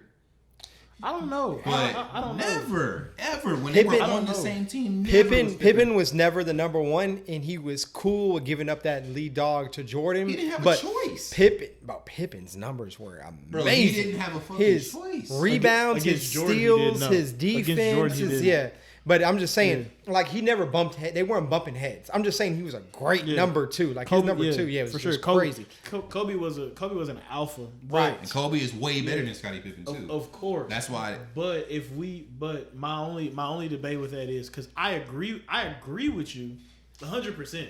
But what I'm saying is, if someone was to start an argument and say, "Hey, let's go over the best 1-2 punch," right? Let's go over the best 1-2 punch. Asterisk during the time of them winning the championship. Is that what you have to say? Because you can't say we can't go with the best 1-2 punch of their entire duration of them playing together. That's different. That's a whole different conversation. 1 and 2 based off the entire time of them playing together or during their championship run. Because if you go with 1 and 2 based off their championship run, and Shaq and Kobe the best 1 and 2 duo for sure, right? Best duo then, right? Would you agree with that? I'm gonna give Shaq and Kobe the best duo. During the duration of them winning championships, cool, they get to win.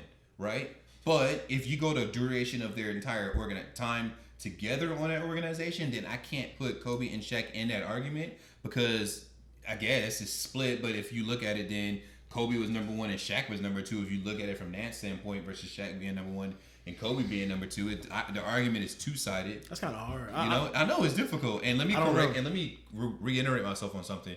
When you asked me about KD and Russell Westbrook, because I know somebody's probably thinking that's bullshit. First off, Russell Westbrook has been a number 1 for a very short amount of time in his career. He is a number 2 player on the Rockets, and he is a number 2 player when he played with Kevin Durant. Let me make that very clear. All right, go ahead. Yeah, I got it. Okay, I know we're getting a little off subject, but I got to address this again. If you had to pick 2 players in their prime to play in your organization, and you had to pick either Kobe or Shaq, or Jordan and Pippen, I'm picking Kobe, Shaq every single time. Every single time, bro. Every single time. Ain't no fucking way. Scottie Pippen, Jordan. Yeah, that's where Pippen is where you're screwed. Yeah, ain't no way. You're screwed. So, bro, you're gonna take. Let me hear this. Oh my goodness! Please explain. Give me the argument. Are we talking about at that the time they played together, at their skill level, the time they played together? Yes. In their prime, when they played together, at their peaks, when they played, age and You're not about to give me a Kobe who's been in the league for 4 years against a fucking Jordan who's been in the league for 8. Well, I'm saying I'm not gonna do that. I'm saying not taking into account Kobe at his MVP year when Shaq was already gone. The young Kobe with the afro that was playing with Shaq at that point. No, peak players. Kobe. That's what I'm saying, bro. You're not gonna give me a Kobe who's been in the league for 4 years, but and a Jordan who's been in the league for 10. But then that would change the conversation, though. How? Because we're talking solely Their No, it's just to 1-2 your punch era. advantage in that situation. Oh, okay, so we're not talking about the 1-2 punch era when they were together. No, we're talking about at Okay, their cool. peak. Yeah. Okay, easy. Why Yeah, wouldn't I easy. take the best version of Kobe? Yeah, well, because your friends were talking to you about 1-2 punches. Okay, for instance, right? If you talk 1-2 punch, I'm just gonna go outside of Kobe Shaq because I know there's some emotions there. Going outside of Kobe and Shaq, if we talk about another duo like Shaq and Penny, right? Right. And we're comparing a 1-2 punch between, let's say, Jordan and Pippen, right? Give me another 1-2 punch. James Harden, Dwight Howard at their 1-2 punch stage, right? If we're comparing the two, I'm only able to compare that 1-2 punch based on when they were together and their run. I can't say, okay, well, what about when Penny Hardaway was like trash after his injury? No, because they're a 1-2 punch when Penny Hardaway is in his prime. He's doing numbers. No, that's what we said at the peak of their career. That was his peak. Okay, right? Cool. So that's what I'm saying. Like, so why would I take Kobe at his peak? Like, if the argument was, hey, Shaq and Kobe during that time, during that 1999 through 2002 championship run, then of course I'm taking Pippen and Jordan. That's me. Of course, if you take peak Kobe, that's what we're talking about. Yeah, Yeah. peak Pippen, peak Jordan, and peak Shaq. Easily. Oh my God, Shaq and Kobe are killing it. That's what we're talking about here. Easily. Okay. It's over. But get back because we're getting way out I of the box. know, to get back to what he's saying is, man, Pippen at that number 2 role, amazing. Like I slept on it. Like it's been so long because I got to watch that live back in the day. We were kids and stuff, and I'm just forgetting. Like, damn, Pippen was that dude, bro. He really was. He was nice. He was killing it. Like he was super nice. And then, yeah, man, it's Didn't Pippen win Defense Player of the Year one time? Jordan won one time. I know Jordan did, but Pippen didn't. You'd have to look We that might up. have I'm to not search sure. that Yeah, up. you might have to Google that one. Is it my take? Yeah, go for it, bro. Okay, so my take, I'm gonna go ahead and bring the hot take here. So of course I didn't get to see Michael Jordan play. I just want to say, people in my age bracket, do not fall for it. This was another reason to me as to why LeBron James is the undisputed GOAT. That's all the documentary showed me was as to why LeBron James is the undisputed GOAT. They basically chronicled Michael Jordan's rise to getting in the NBA. But then episode 2, when they showed Scottie Pippen, it gave you a clear reason as to why people always assassinate LeBron James by saying that he needs help. He has to have help. Where was Michael Jordan before Pippen? Getting bounced out of the first round and not making the playoffs. On multiple years before that, he was making the playoffs with a losing record. So I think it was just reiteration that without Scottie Pippen, Michael Jordan would not be clearly as successful. So I just bury you right now. I'm about to bury your ass right now. Already started watching episode 3. Yeah. Chris, go right ahead. In 1989 or 88? 89. It was 1989. Pippen wasn't on the Bulls yet. Okay. The Bulls went to the Eastern Conference Finals. Against who? The Detroit Pistons. I mean, that conversation right there. What was that at 88? It was in 88 or 89. And it was without Pippen. And lost, right? He didn't win, right? Yeah, he lost. Yeah, He neither didn't did LeBron. LeBron went to the finals. Against who? Without help? Without help. Who? When he went against the Spurs. He didn't have no help? No. You talking about when he beat the... No, didn't they lose in the Eastern Conference Finals? No, he beat the Pistons and scored the last 25 points. Sir, the Bro. previous NBA Didn't they get champions. swept? By the Spurs? Yeah. Wait, Greg Popovich? No. Is he serious right Don't now? put all these asterisks on here, bro. They Is got he serious swept. right now? It don't I am matter. They not got swept. understanding how you're getting that LeBron is the undisputed GOAT off this documentary. I'm just saying. That team was trash. They were doing coke and drinking every day. How do you win? How do you win with that? But guess what? When we have the conversation of LeBron James losing the finals, no one gives him the same excuse. I'm just saying we have to be consistent amongst our. LeBron James has lost multiple finals, bro. Where he was the underdog in each it final doesn't series. matter. Okay, that shit is irrelevant. But how does that go against his individual greatness? That's all I'm saying. The documentary just showed how people love to say Michael Jordan's this great athlete. He's so amazing, but it shows that even Michael Jordan, without having a squad, was not winning. Why he was losing. Nobody's winning. Why without a is squad. every person coming? I know it's a Michael Jordan documentary, but you have Larry Bird, and he quote, "That's not Michael Jordan playing. That is God disguised I'm looking as though. Michael Jordan." Why we have Magic Johnson in his prime saying by far head and shoulders Michael Jordan's the best player in the league. Okay. I mean, it's just Is that a question because I haven't answered? yes, it's unanimous, bro. Okay. It's Okay. unanimous, and these are all-time great players. I understand. All-time great players. And definitely LeBron understand wasn't this. around yet, but now when this documentary is taking place, yeah, we've seen LeBron now. We've seen LeBron. We have. And I take that back. We were dead ass wrong. Actually, 1989, and Scottie Pippen got drafted in 1987. 87. Yeah. So you're again- right. You're right. so again- but Scottie Pippen wasn't really playing like that. But go ahead, proceed. Okay, so Asterisks. my only response to that would be that the only thing that I would give Jordan is that Michael Jordan dominated an era better than anybody that we've ever seen. But if we're comparing LeBron as far as athleticism, skill, things of that sort, I think of course Michael Jordan is maybe a little more gifted as far as on the offensive end. But these players. Why'd you stop on the offensive end?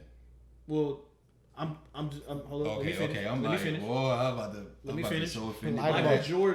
Michael Jordan. A lot of these players are saying that they play with Michael Jordan because at that point the league had never seen anything of that caliber. They had never witnessed anything like that. I could give you a few players in the league right now that have, if not better, the same type of athleticism that Michael Jordan has. That are not the best player. But LeBron James still in today's era is better than them at year 17. That's all I'm saying. Larry, that's all weren't I'm you saying. complaining about LeBron played this last year? I remember. I was vividly definitely complaining and then you saying based off his ball play, you are going to put Michael Jordan back as the GOAT, if I recall correctly. about. Yes. And now he's watching the documentary. Now he's watching the documentary and said, "No, this reminds me of why Mike isn't the GOAT." It's the GOAT, yeah. So Wishy-washy. So with that being said, Where the wind blows. To go directly quote myself, LeBron sometimes, and any LeBron fan watching can agree with me. In some cases, situational basketball, I would want LeBron James to be selfish and make the plays that I have seen from Kobe and Jordan, which is taking over a game. LeBron James, as a player, has shown over his career that he's going to make the correct basketball play. My ideology, I've never played professional sports, is that I don't think that's a good move. I would prefer for him to let his superstardom come into fruition and take over. But he does not do that. So I did have a moment in which I was swayed by the influence of other people. You said LeBron made the correct basketball play? LeBron, a lot of times, always makes the best basketball play in the fourth quarter. He doesn't. That's super debatable, but go ahead. You mean like passing it to a wide That's open not the person? best play. That's not the best play. If you're the best player on the team, the best play is to win the game, bro.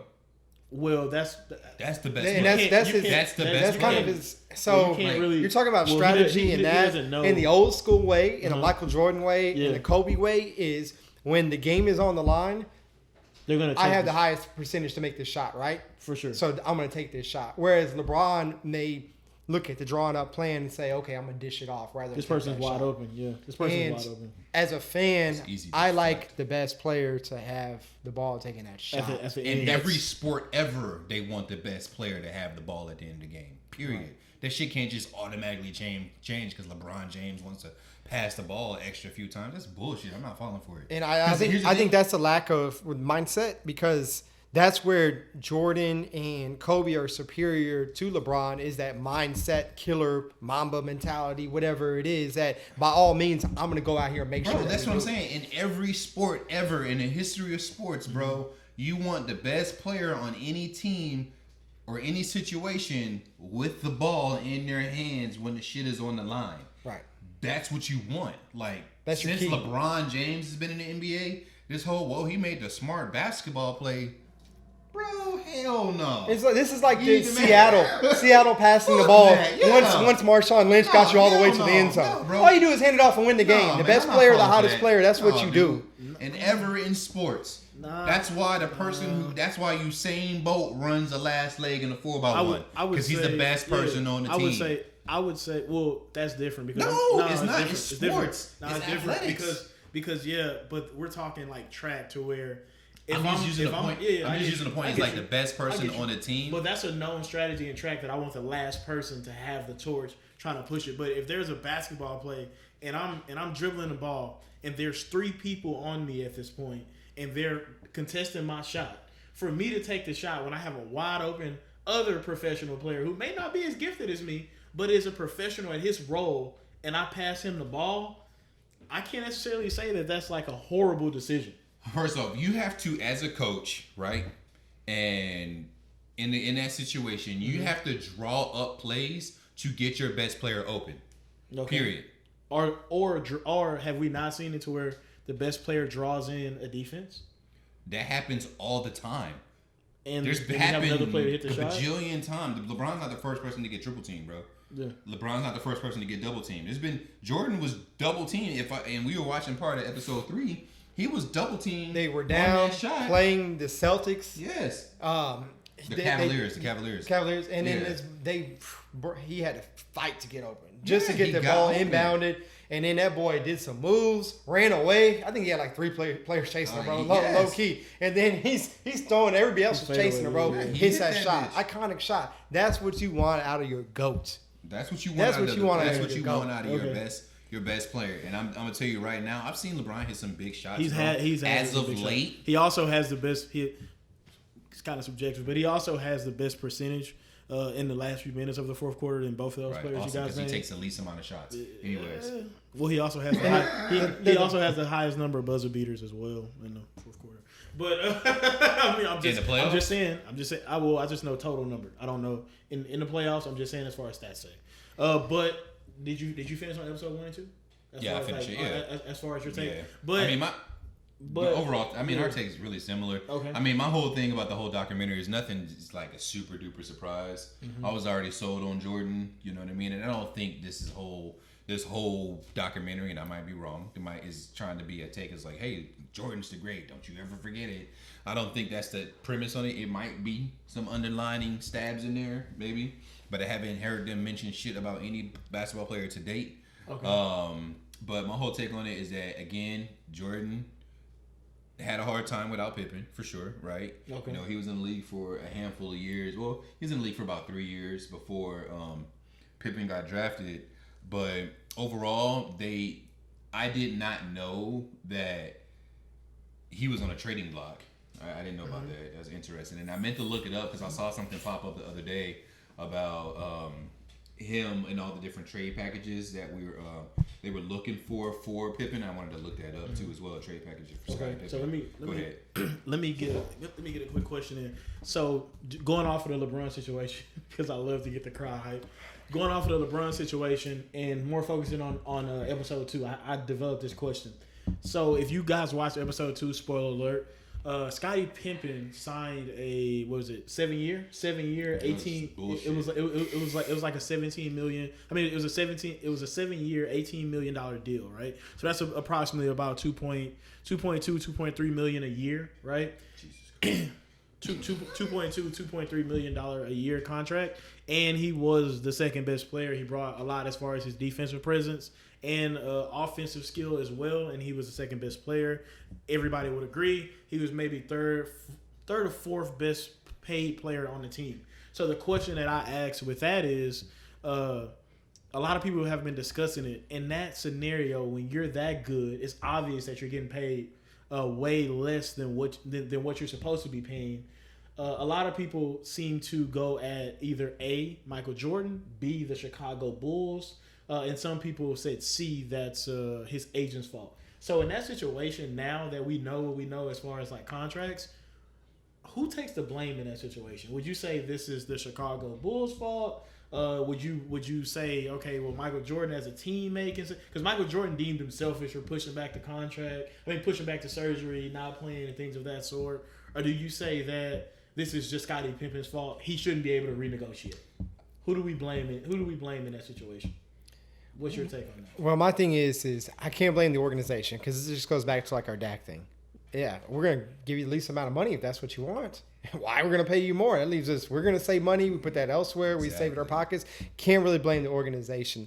This falls on to Pippen and his agent since they work together essentially in tandem. Primarily his agent. Yeah, his agent big time. His agent should have known. Like, he dropped the ball. But Pippen should have known too, man. I mean, at this point, you know how good you are. Once again, you need to bet on yourself. And I mean, that's that like was early in his career. Though, I get it, man, but I still feel like that was after his rookie year. No, was it?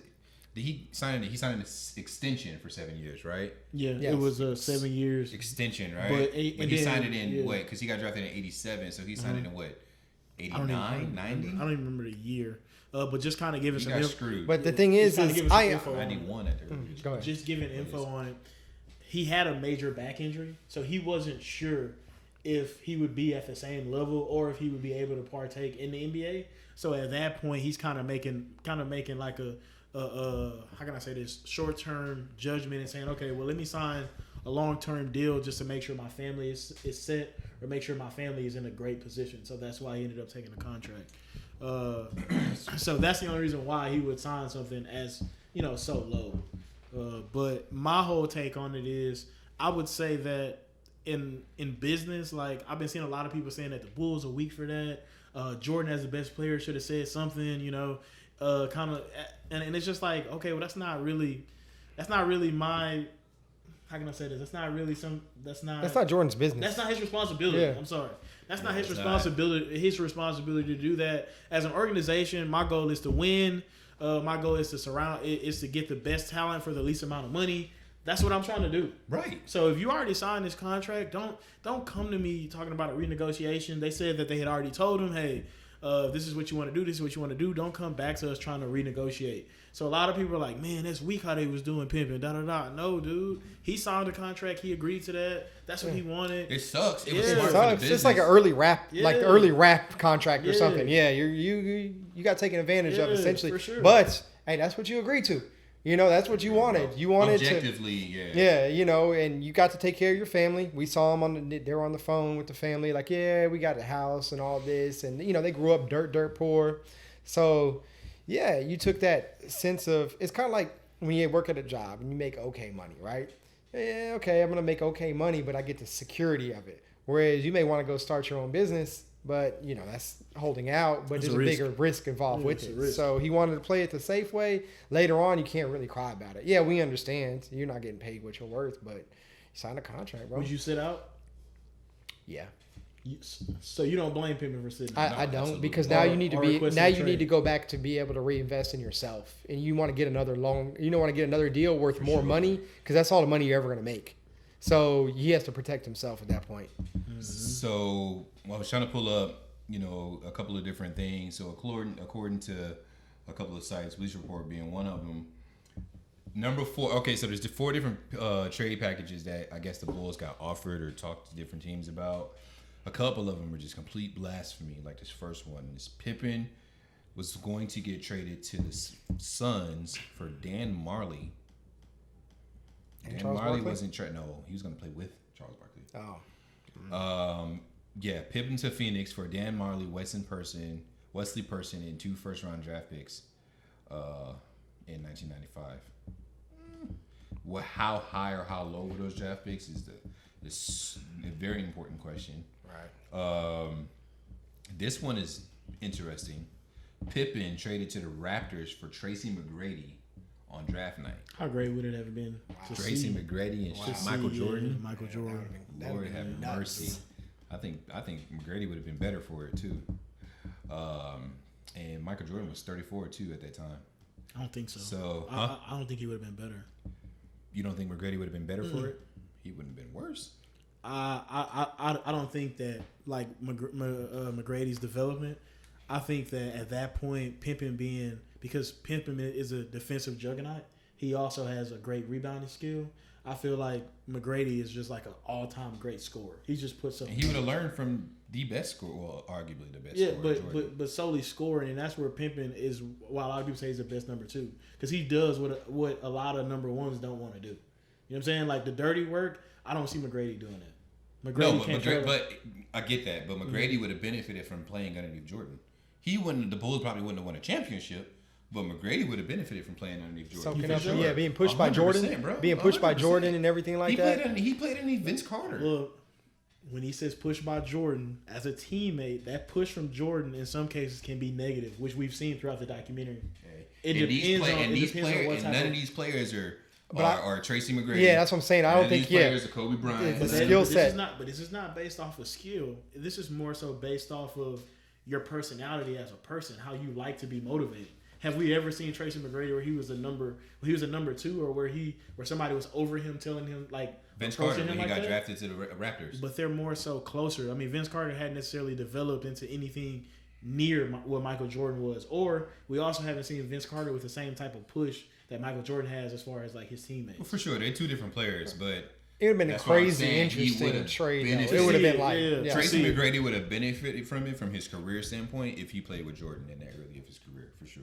I think he would have benefited. I could entertain it. But it's hard to say like how McGrady would have reacted from playing with Jordan. Yeah, Like, no one that's can say for certain. Because I dude, just think he would have benefited from it in because some like sense. from like the trailer that like I've seen and just like watching Jordan, dude, he seems like a lot of players said that like they did not want to play for the Bulls with Jordan, because Jordan was just like as far as a teammate, he pushes you, but like some of the things he would say to you, a lot of people don't respond. This well is the to difference, people like though. that. This is the difference between LeBron and Jordan. This is a perfect fucking example. LeBron doesn't. I mean, Jordan does not care. He wants to win. LeBron is so worried about everybody liking him, bro. Until of late, LeBron in his first a good say 10 years of his career, bro, he's super worried about everybody liking him. I guarantee it. That's why I think I LeBron didn't promise partake in the slam dunk competition. Everybody. Like everyone does slam dunk, like it's that great caliber player. I think LeBron was concerned that he might lose and that might tarnish him a little bit. There's no other reason for him not to play. And I seen him. They asked him 1 year while the slam dunk competition was going on. No, you gonna play next? Yeah, I'll be here next year. And he's backed out on it the next season. And I think LeBron just doesn't have that same mentality. Like when Kobe gets like an Achilles tear or something, that boy hits his free throws and walks off, where LeBron gets like a cramp and he has to be carried off the court. I think that's where like a lot of our differences are what we see on our player. Toughness is toughness, a huge difference, mentals bro. that we just don't see in the same. LeBron doesn't have that package. That's the one thing missing. Where if he had that mental and the way he's built physically, LeBron could be the greatest player of all time because of his physical build. But right here, it's just missing a little bit. Right. So number 2 was Pippen to Boston. Bulls get number 3 and number 6 overall picks.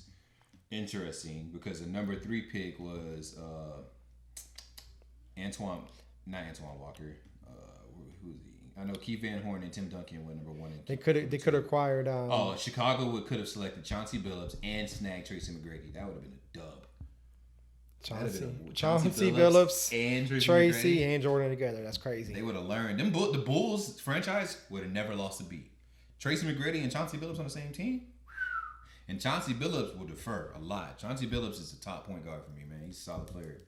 And then the last one was Pippen with Gary Payton in Seattle, and Sean Kemp went to Chicago. Sean Kemp to Chicago. I see that being a good replacement for Pippen. You just really need somebody to do that dirty work, man. Somebody to do that. They would have got Supersonics. They would have got. Bulls would have got Sean Kemp, Ricky Pierce, and a number 11 overall pick in 1994. Ooh, that'd have been tough, dude. Supposedly, episode 3 is supposed to go into Dennis Rodman, right? Yeah, talking more about Rodman. See that shirt you're wearing today? Yeah. Dennis Rodman shirt, the worm for sure. Another great player on Michael Jordan's dynasty. That's a Hall of Fame. Another player that could defer stuff like that too. Yeah.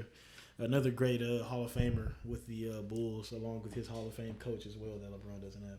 On to the next one. Oh my God! Slide that in. This guy here. He trying to exit real quick.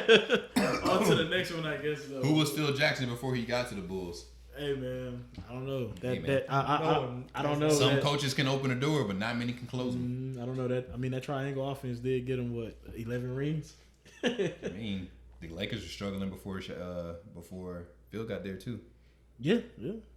Just saying. Some people can open the door, but others can close it. He knows how to coach great players. That's for sure. Phil Jackson for sure knows how to coach great He players. can coach. Period. For sure. Unlike Tyrone Lue. You don't think Tyronn Lue's a good coach? I mean, he's decent. He's a Doc. You know, he's looking into that Brooklyn job. Yeah, that's a win for him. If Doc Rivers' adversary. He also, I think, Jason Kidd's looking at it too. He's on Clippers now, right?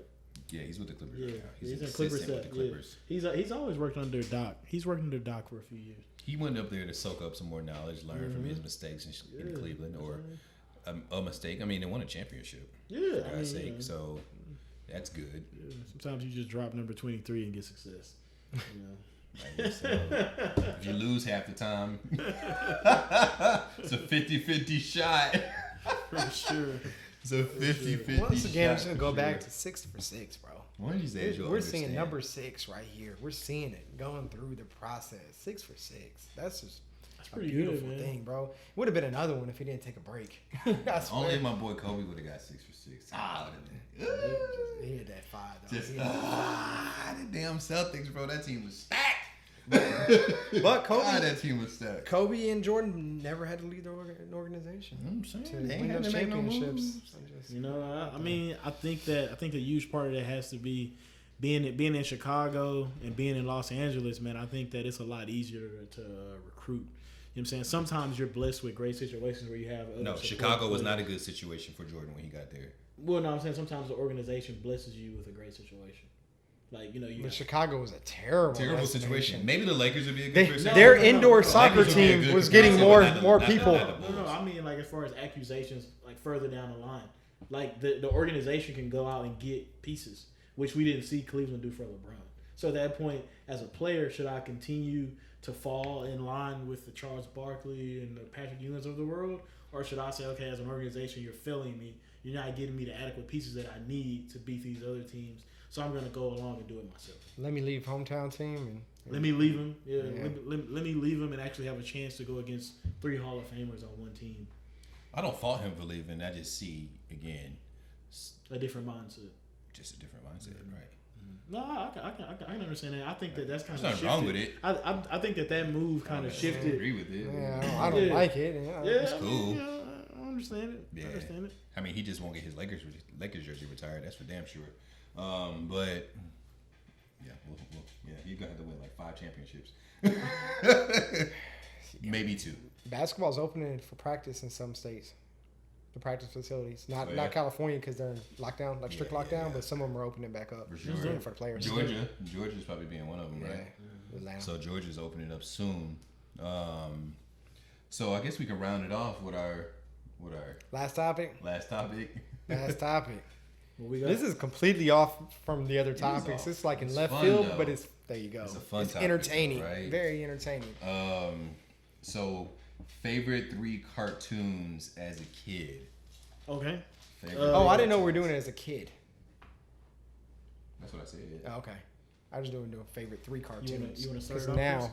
I'm gonna be off topic. I'm just gonna give y'all my favorite 3 though. You ahead. you go ahead and start it off though since you have So the my correct- favorite 3 cartoons as a kid. I'm just gonna make sure I check my last one. Okay, cool. And I got an honorable mention, but it's not exactly a cartoon. So my first one is Dragon Ball Z. Y'all just watched that though recently, right? Right. I watched that shit when I was a kid, when I was in junior high, and I loved it. I watched every single episode, every single week every day coming back from school. By far my favorite cartoon. Next is going to be the Rugrats. Love the Rugrats when I was a kid. And then the last one is going to be Doug. Love Doug. Skeeter. Skeet. Patty Mayonnaise. I love Doug. Doug was Love live, Doug. bro. Doug was fire, Doug was bro. live. Doug Very was so underrated. fire. Pause. Yeah, pause on the skeet. The patty mayonnaise. There's so many underlying messages on it. Skeet, patty mayonnaise. Stop. And then my honorable mention is One Saturday Morning. I used to love One Saturday Morning. I just loved it. They had Pepper Ann on there. Like, I think they had Recess on there as well. I used to love One Saturday Morning. One Saturday Morning was like towards me, no, it was in junior high school. I don't even know what that is. to be honest with you. I ain't never heard of it either. Saturday morning. It was on for a short amount of time, bro. But I used to love that. I used to watch it every Saturday morning. You got it, Dre? Shoot. Well, I had Looney Tunes on there. That's my number one, bro. That's just because it was like back in the day, and their lineup was ridiculous. Like you got Bugs, Taz, like it's like the characters on there. I felt like they said a lot of groundwork. I didn't know we was doing this as a kid. I thought we were just doing cartoons. So I had SpongeBob definitely in my top 3. Nice. Like SpongeBob is like Goatish. yeah, man. He's super, like up there. Like I don't think I've ever seen a bad SpongeBob episode straight up. Yeah, I'm not gonna learn shit, but it's hella entertaining. We won't learn nothing. Number 3, I mean, if we did like all time, I just saw Dragon Ball Z. Clearly, I'm a huge Dragon Ball Z fan, but we'll just put that to the side right now, even though they would be in my top 3. I'm gonna put Scooby Doo in there though. Scooby Doo. Yeah, man. Scooby Doo. Yeah. Remember that, bro? That was fire. It was just wild. Like every time it's some person with a mask on. Like I don't know what they're coming with this shit, but nah. Like, who is the villain? Yeah, I swear. Take off. Who was the killer today? Dope. So me as a kid, I would say my favorite cartoon before I got cable was The Simpsons, dude. I love The Simpsons. Like Bart, the Eat My Shorts. I never type got thing. into The Simpsons, bro. Really? The Eat My Shorts type of thing. I remember the Michael Jackson episode.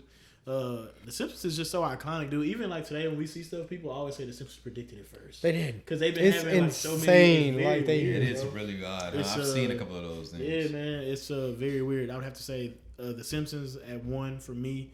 A second cartoon that I really was into was Rocket Power.